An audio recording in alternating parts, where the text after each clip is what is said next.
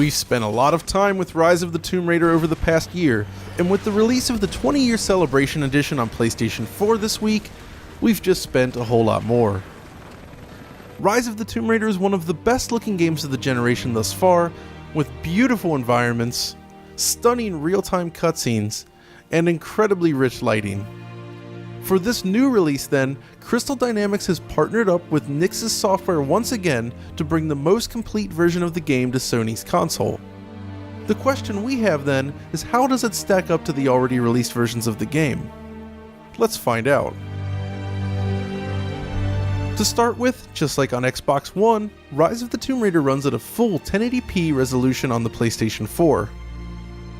The post-process anti-aliasing technique employed here, however, still falls short, with loads of visible shimmering in vegetation-rich areas that left us pining for a more complete temporal AA solution. Even with this issue, however, it's still a very sharp-looking game.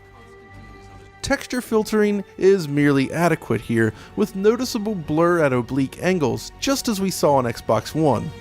It's not necessarily a huge issue during the more natural parts of the game, but it can stick out at points.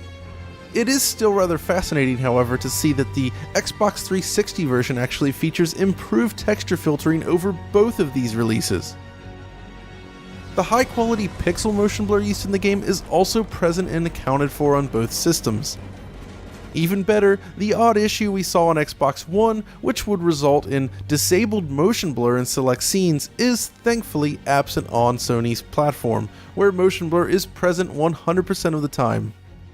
So at this point then, first impressions suggest that we're looking at a very similar game here, but if you look more closely, there are actually quite a few changes implemented on the PlayStation 4.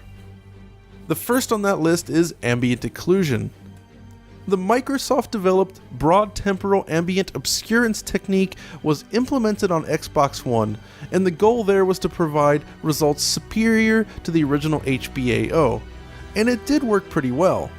Now when the PC version launched then, a different take on this method was implemented by default, in addition to support for HBAO Plus and eventually VXAO. Now on PlayStation 4, we're essentially looking at the same default ambient occlusion implementation that we saw in the PC version, not the Xbox One version, with great coverage and minimal artifacts. It's not as robust as the two superior PC options, of course, but it still looks pretty good overall. Then we have specular reflection quality, an option that was added to the PC version in the first patch.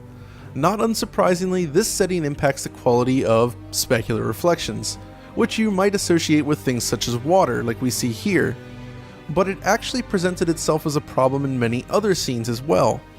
The normal setting, as seen on Xbox One here, produces noticeable edge artifacts in many scenes, giving the impression of greater aliasing. The PlayStation 4 version in comparison is actually a match for the PC version's very high option, which eliminates these artifacts entirely, producing a cleaner overall image. Then we have cutscene resolution. On Xbox One, the remarkable looking real-time cutscenes were all rendered at 1440 by 1080. Now on PlayStation 4, the resolution appears to have been increased to a full 1080p, resulting in a slight increase in sharpness. Thankfully, with the copious amounts of post-processing in play here, these scenes still manage to look excellent on both platforms, but on PS4 you do get some extra refinement in highly detailed areas. Next up are the shadows. Now on average, the resolution of the cascaded shadow maps used here actually appears to be like for like.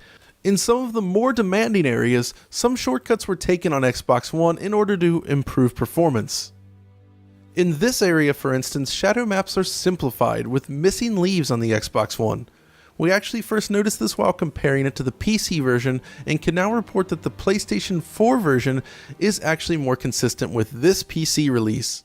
Shadows are fully featured on PS4 without the compromise. While it doesn't actually impact that many scenes in the game, it is a nice upgrade, we feel.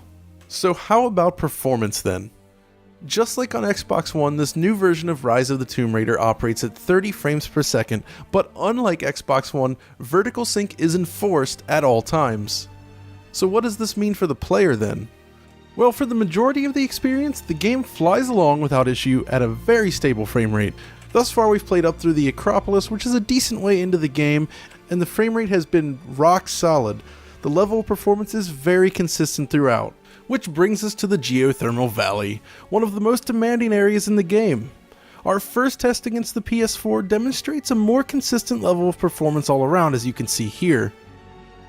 Only a single duplicate frame appeared during this test on PS4, while Xbox One suffers from minor tearing and slowdown in comparison, with an average frame rate of around 28 frames per second. There is a clear boost here, definitely. But what if you own an Xbox One S? Well, this time we captured that same sequence on an Xbox One S, and lo and behold, the performance problems are solved completely, and the frame rate is now 100% consistent.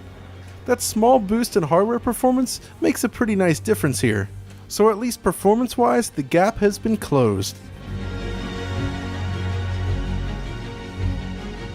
Here's another section where we see similarly consistent results on both platforms.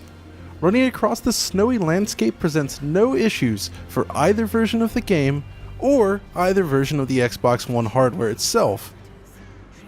Based on our overall experience then, it's fair to say that performance is in great shape here.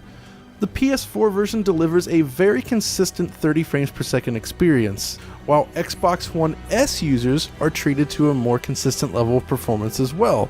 Thus far then, everything seems great, right? But there is one area where we left a little bit disappointed, and that is input response. Back when we first tested the game on Xbox One and 360, we found that the Xbox One version operated with significant input latency and a large dead zone. The 360 and PC versions both managed to correct this and feel much more responsive in comparison. So when I tested the PS4 version at Gamescom this year, I actually played the game's new multiplayer mode, using a nice PC monitor, and I found the controls to be more responsive, leading me to believe that it was fixed, just like the PC version. Unfortunately, it's hard to be sure on the show floor, and after actually getting my hands on the final game, I have to confirm that the input latency remains an issue. It feels just like the Xbox One version. This makes aiming firearms more difficult than it should be, and it reduces the overall playability of the combat scenes. It's possible that the rendering pipeline for the engine is simply being swamped on these machines, leading to a sluggish input response, which might explain why the Xbox 360 fares better, but we really cannot say for certain. There's always hope for a patch, but without knowing the root cause, it's difficult to say if that's even possible here. But we're not done with Rise of the Tomb Raider just yet. While this video represents the PS4 version of the game, we'll be able to check it out just a month from now on the PlayStation 4 Pro. How will it stack up and what will the Pro bring to the table? Well, we have a basic idea of course, but we're excited to test it out. And who knows, maybe they'll actually find a way to correct the input latency problem on the Pro. We'll just have to find out.